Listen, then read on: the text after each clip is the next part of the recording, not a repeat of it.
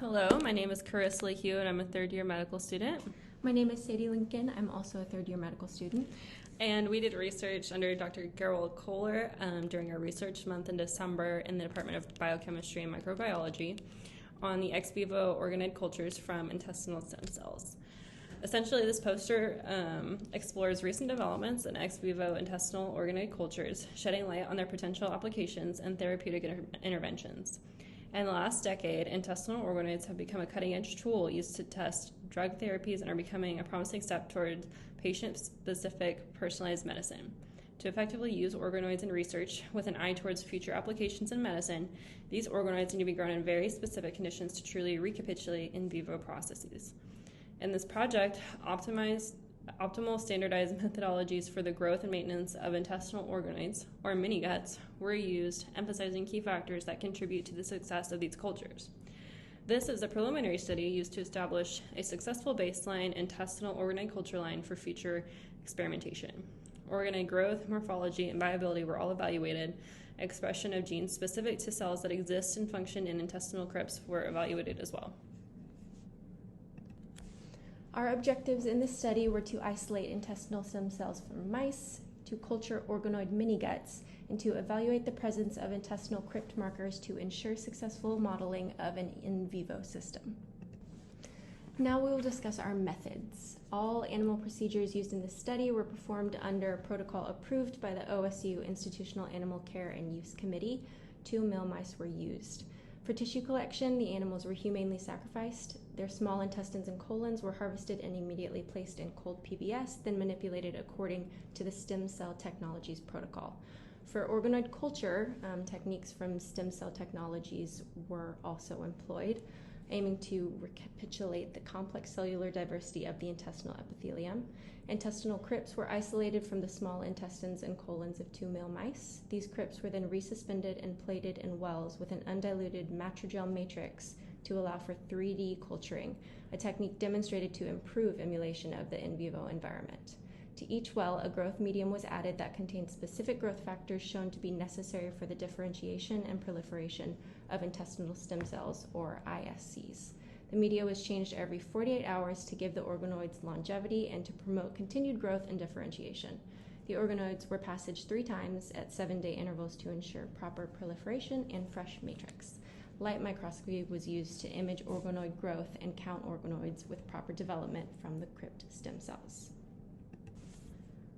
RNA isolation, cDNA preparation, real-time PCR quantitation, and immunocytochemistry were all performed by specific manufacturer protocols. And now moving into our culture progression images, you can see on day 0, these are the mouse intestinal crypts that we freshly isolated from the intestines and colons of the mice. And during the first week of growth, you can see here a bit of progression from 4 to day 8. You can see how they're kind of amorphous at first, but then they start to form into this spherical structure with appendages. And then after the first passage, you can see more appendages begin to form, and we see that same trend even after the second passage, seeing all those appendages coming off with the central lumen. And after the third passage, that's also increased, and even in this last photo, you can see how they can start to come together in an attempt to form that intestinal structure. So this next section includes the various ways that we examine the cell differentiation in the organoids. So this first figure is a schematic representation of an in vivo intestinal cryptophyllous structure, and it has various cell types of interest labeled. So we can see the active intestinal stem cells at the bottom, the blue Paneth cells also at the bottom, and enteroendocrine cells are labeled a little bit further up in the crypt. The next graph, figure 2, is a spectrophotometric quality control of total RNA isolated from the organoids. The next figure, figure 3, is a photo of our agarose gel electrophoresis of total RNA extracted from both in-lab grown mouse intestinal organoids and purchased stem cell technology organoids. The 28S and 18S ribosomal RNA bands are clearly visible without any indication of degradation. Figure 4 shows our reverse transcriptase qPCR amplification plots demonstrating the mRNA expression of genes intrinsic to the intestinal crypts, as we mentioned earlier, in samples isolated from the organoids. And like we mentioned earlier, we were looking at those cells, so the marker genes that we used were Liz1 for the Paneth cells, MUC2 marking for goblet cells, AOP marking for enterocytes, LGR5 marking for intestinal stem cells, CHGA marking for enteroendocrine cells, and then of course GAPDH being our housekeeping gene. Figure 5 shows us marker gene expression analysis in different organoid samples, with RNE3 being used as a calibrator. The next figure, figure 6, is our immunohistochemical staining results showing protein presence in these organoids.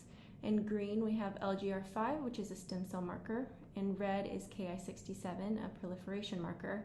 DAPI is in blue, which marks the cell nuclei. And then the image labeled DIC is a differential inference contrast image, which can better show the 3D structure of these organoids. As you can see, we have clear evidence of proteins marking the presence of both intestinal stem cells and actively proliferating cells. In conclusion for our results, intestinal crypts were successfully isolated from the donor mice and then used to grow intestinal organoids or mini guts. Light microscopy revealed typical organoids grown in the matrilineal matrix. RNA was successfully isolated, and real-time qPCR showed expression of stem cells and cell differentiation markers. Cellular differentiation markers and protein presence were also confirmed via immunohistochemical staining.